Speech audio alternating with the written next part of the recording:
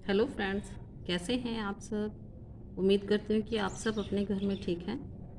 Friends, हमने इससे पहले कारक और वर्ण परिचय की वीडियो दी है। जिन्होंने नहीं देखी है वे देख सकते हैं। और आज हमारा टॉपिक है संधि। आज हम अपने बीटीसी के सिलेबस में संधि पढ़ेंगे। चलिए हम अपनी वीडियो को स्टार्ट करते हैं।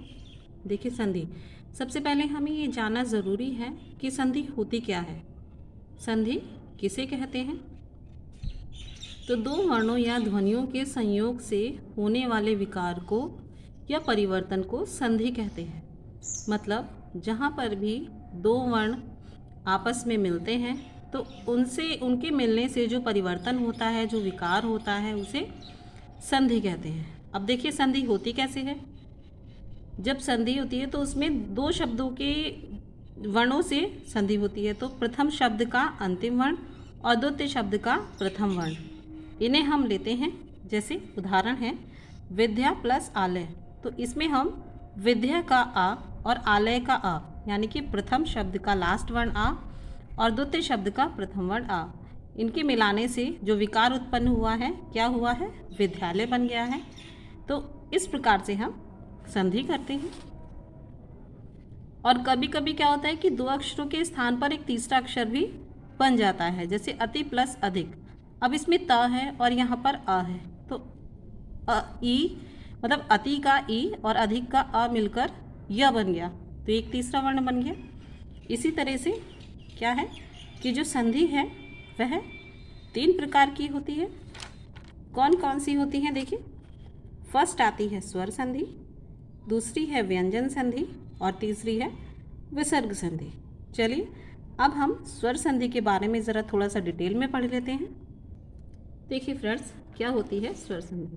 फ्रेंड्स, आगे बढ़ने से पहले मैं आपसे रिक्वेस्ट करती हूँ कि आप हमारे इस चैनल को सब्सक्राइब कर दीजिए। जिन्होंने भी जो भी हमारे चैनल पर नए हैं वो हमारे इस चैनल को सब्सक्राइब कर दीजिए, बेल आइकन को प्रेस कर दीजिए और हम जिससे कि आपके पास हमारे आने वाले न्यू नोटिफिकेशन सबसे पहले पहुंच सके। फ्रेंड्स, अगर ये वीडियो आपको अच्छी लगती है तो आप इसे लाइक करिए और ज़्यादा से ज़्यादा शेयर करिए। ओके, चलिए देखते हैं हम स्वर संधि। तो स्वर संधि क्या होती है? जहाँ स्वर के साथ स्वर का मेल होता है। मतलब स्वर के साथ स्वर का मेल होने पर जो विकार या परिवर्तन होता है उसे स्वर संधि कहते हैं। जैसे अ प्लस आ बराबर आ, या अगर अ के बाद आ आएगा तो दोनों को मिलाकर आ बनेगा। या ई प्लस ई बराबर बड़ी, अगर ई के बाद ई आएगी तो दोनों को मिलाकर ई बनेगा। ओके, देखिए स्वर संधि के 5 भेद होते हैं और वो 5 भेद कौन कौन से होते हैं? सबसे पहला है दीर्घ संधि, दूसरा है पूर्ण संधि, तीसरा है वृद्धि संधि, चौथा है यण संधि और पांचवा है अयादि संधि। तो चलिए अब हम सबसे पहले पढ़ते हैं दीर्घ संधि के बारे में कि दीर्घ संधि क्या होती है। देखिए, नाम से ही पता चल रहा है दीर्घ मतलब बड़ा। तो सवर्ण ह्रस्व या दीर्घ स्वरों के मिलने से उनके स्थान में सवर्ण दीर्घ या स्वर हो जाता है। मतलब जब ह्रस्व का मतलब होता है छोटा और दीर्घ का मतलब होता है बड़ा, यानी कि ह्रस्व जैसे छोटा आ और दीर्घ बड़ा आ। ओके, तो ह्रस्व या दीर्घ स्वर अ, आ, ई, उ, रील री के बाद कोई ह्रस्व या दीर्घ सवर्ण आता है तो उनके स्थान पर दीर्घ हो जाता है। सवर्ण का मतलब वैसा ही वर्ण, जैसे अगर आ के बाद आ आया है, ई के बाद ई आई है, ऊ के बाद ऊ आया है, री के बाद री और री के बाद री आता है, तो यह क्या हो जाता है? दीर्घ सवर्ण हो जाता है, उसी के जैसा ही वर्ण हो जाता है। जैसे इसका उदाहरण है विद्या प्लस आलय। तो यहाँ पर ध्या का आ लिया है हमने, प्रथम वर्ण का प्रथम शब्द का लास्ट वर्ण लिया है आ, और यहाँ द्वितीय शब्द का प्रथम वर्ण आ लिया है। तो बड़ा आ प्लस बड़ा आ बराबर आ। तो यहाँ पर आ गायब होके विद्या में आ की मात्रा लग गई तो क्या हुआ? विद्यालय हो गया, एक आ गायब हो गया। तो आ प्लस आ बराबर आ होता है। कहाँ है ना इसमें कि जब ह्रस्व या दीर्घ स्वर के बाद अ, आ, ई, उ, रील री के बाद कोई ह्रस्व या दीर्घ सवर्ण आता है, मतलब उसी के जैसा ही वर्ण आता है तो उनके स्थान पर दीर्घ हो जाता है। दीर्घ मतलब बड़ा हो जाता है कि अगर आ है तो वो बड़ा आ हो जाएगा, ई है तो वो बड़ी ई हो जाएगी। ओके, चलिए नेक्स्ट उदाहरण और देखते हैं हम। देखिए जैसे कि ये है कवि प्लस इच्छा, तो कवि में छोटी ई की मात्रा है, फिर इच्छा में भी छोटी ई है, तो ई प्लस ई बराबर बड़ी ई हो गई, इसीलिए कवि पर बड़ी ई की मात्रा आ गई है। तो क्या हुआ ये दोनों मिलकर कवि इच्छा। ऐसे ही है हरि प्लस ईश बराबर हरीश, तो हरि में बड़ी ई मिलकर बड़ी हो गई, क्योंकि यहाँ पर हमने बड़ी जो हरि है हरि से बड़ी की मात्रा ली और ईश का ई लिया, तो ई प्लस ई बराबर बड़ी ई हो गई। ऐसे ही क्या है सु प्लस उक्ति बराबर सूक्ति, तो यहाँ पर सु में छोटे उ की मात्रा है, उक्ति का छोटा उ है, तो ह्रस्व या दीर्घ मिलकर क्या बनते हैं दीर्घ बनते हैं। हमेशा दीर्घ बनता है कि चाहे वो छोटा आ प्लस बड़ा आ है या छोटी ई प्लस बड़ी ई है या बड़ी ई प्लस छोटी ई है, वो बनेगा दीर्घ ही, कि उनका बड़ा आ बड़ी ई बड़ा उ री और री यही बनते हैं। ओके, देखिए नेक्स्ट उदाहरण है मात्र प्लस ऋण। अब त्र का क्या बना था बताइए, दीर्घ हो जाएगा उसका भी, तो वो मातृण बन गया फिर उसका। ओके, ये त्र है और ये री है, तो त मेरा है और ये री है, तो ये डबल र में बन गया मातृण। नेक्स्ट संधि है हमारी गुण संधि। तो गुण संधि क्या कहती है देखिए कि जब आ या आ के बाद आगे ई या ई आता है, मतलब जब आ या आ के बाद ई या ई आएगा तो इनके स्थान पर ए हो जाएगा। ध्यान से देखिएगा फ्रेंड्स कि आ या आ के बाद अगर ई या बड़ी ई आता है तो इनके स्थान पर ए हो जाता है, और इसी प्रकार अगर अ या आ के बाद उ या उ आता है तो इनके स्थान पर ओ हो जाता है, और यदि अ या आ के बाद री आएगा तो इनके स्थान पर अर हो जाएगा। समझे आप, अगर ई या ई आएगा तो ए हो जाएगा आ के बाद, और अगर आ या आ के बाद उ या बड़ा उ आएगा तो ओ हो जाएगा, और आ या आ के बाद री होगा तो वो अर हो जाएगा। चलिए कुछ उदाहरण देखते हैं हम। देखिए अ प्लस ई बराबर ए, अ प्लस उ बराबर ओ, और अ प्लस री बराबर अर, तो चाहे वो यहाँ पर ह्रस्व है या दीर्घ है उनका ए ओ अर ही बनेगा इनके स्थान पर। देखिए जैसे पहला उदाहरण है उप प्लस इंद्र। अब प में से हमने आ लिया है और इंद्र का ई लिया है, तो अ प्लस ई मिलकर क्या होता है ए, इसीलिए पा पर ए की मात्रा आई तो क्या बना उपेंद्र। ओके, अब देखिए दूसरा उदाहरण है महा प्लस इंद्र बराबर होता है महेंद्र। तो हमने क्या किया है महा का आ प्लस इंद्र का ई, तो आ प्लस ई बराबर मिलकर क्या होता है ए, इसीलिए वो महा प्लस इंद्र मिलकर बना महेंद्र। ऐसे ही चंद्र प्लस उदय, तो चंद्र में र का अ लिया हमने और उदय का उ लिया, तो आ के बाद अगर उ आता है तो उसका बन जाता है ओ, इसीलिए चंद्र प्लस उदय मिलकर बना चंद्रोदय। इसी तरह है महा प्लस उत्सव, महा का आ है और उत्सव का उ है, तो जब आ प्लस उ आते हैं तो क्या बनता है ओ बनता है, इसीलिए हमारा शब्द बना महोत्सव। फिर नेक्स्ट है देव प्लस ऋषि, तो देव का आ और ऋषि का री, तो आ प्लस री मिलकर क्या बनता है अर बनता है, इसीलिए हमारा शब्द बना देवर्षि। ओके, ध्यान रखिएगा फ्रेंड्स कि अ प्लस ई मिलकर बनता है ए, अ प्लस उ मिलकर बनता है ओ, और अ प्लस री मिलकर बनता है अर। चलिए हम आगे चलते हैं। फिर हमारी नेक्स्ट संधि है वृद्धि संधि। तो वृद्धि संधि क्या कहती है देखिए कि जब आ या आ के बाद या उसके आगे ए या ए आता है, मतलब जब आ या आ के बाद ए या आई आए तो दोनों के स्थान पर आई हो जाता है, और इसी प्रकार अगर अ या आ के बाद ओ या औ आता है तो दोनों के स्थान पर औ हो जाता है, मतलब उसकी वृद्धि हो जाएगी। इसके नाम से ही पता चलता है वृद्धि होना, कि जब अ या आ के बाद ए या आई आएगा तो उसका आई हो जाएगा, और ओ या अ या आ के बाद ओ या औ आता है तो उसका औ हो जाएगा। जैसे उदाहरण है, देखिए सदा प्लस एव, तो सदा का आ है और एव का ए है, तो आ प्लस ए मिलकर क्या बना, आई, तो क्या हुआ, सदैव। महा प्लस औषधि, तो महा का आ है और औषधि का औ है, तो आ के बाद अगर औ आएगा तो क्या बनेगा, औ, महोषधि।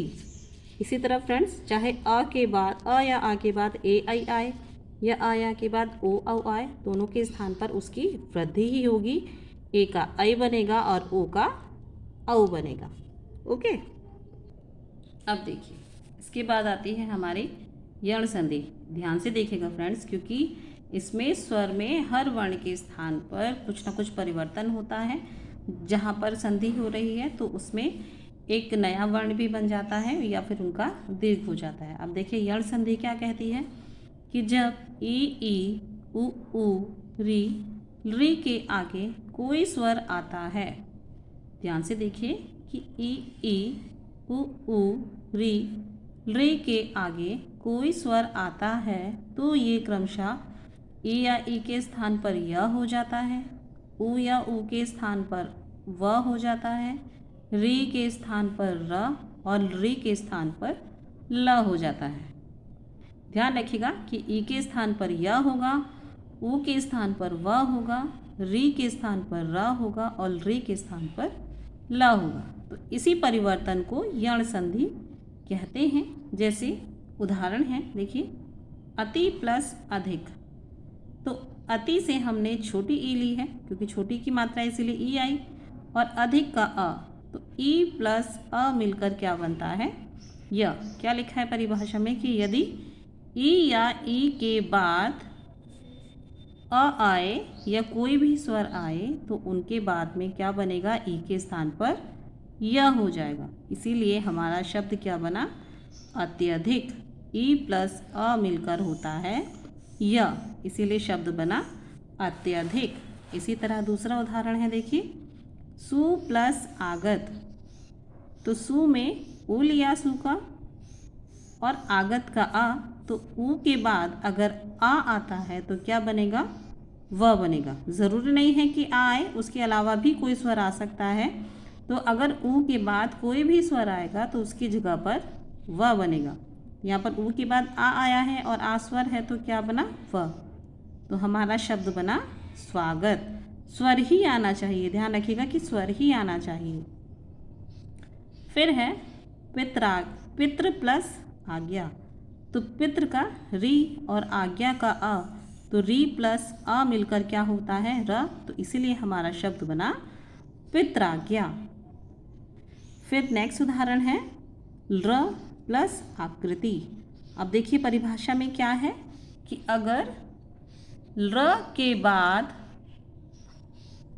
के बाद कोई स्वर आता है तो र के स्थान पर क्या हो जाता है, ल हो जाता है।